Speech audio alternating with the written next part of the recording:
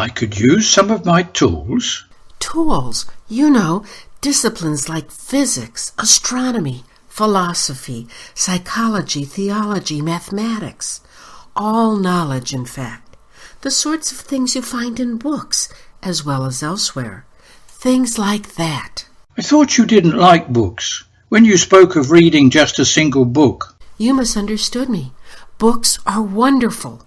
They are thoughts made manifest, creative acts shared with others. Not only that, most of them speak about me, even if I'm only in the wings, so to speak. Oh, the Bible, the Koran, the Brahma Sutra. Amongst many others. What about those books that say you don't exist? Those in particular. They're about me too. The argument is sometimes quite ingenious. Don't you want to ban them? How about the naughty books? You mean those on the Vatican's index? It wasn't exactly what I had in mind, but... I know it wasn't, but I trust you would use your tools and equipment to decide what is worthwhile and what isn't. If you don't also know the naughty books, how can you make well-informed choices? But what about children and fragile people? Helping others to select books or other information appropriate to their stage of development is not censorship. But it implies restrictions. Certain rules may be judicious.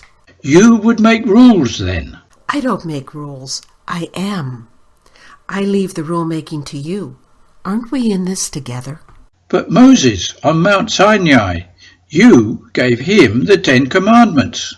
You want to take away from Moses the honor that is due? I gave him nothing more than advice. I suggested that he would do well with something positive. He considered it, but decided his punchy list of prohibitions was best in the circumstances. The commandments are his. You mean they don't apply anymore?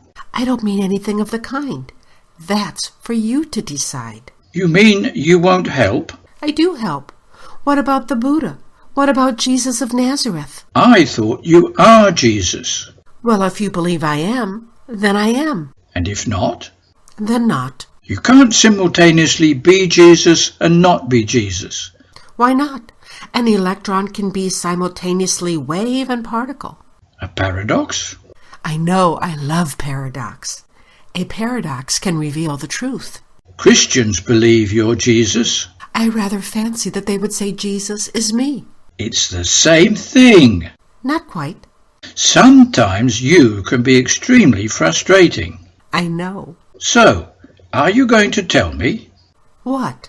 Whether you are Jesus of Nazareth or whether Jesus of Nazareth is you. But you've already had that answer. I have? It's your move.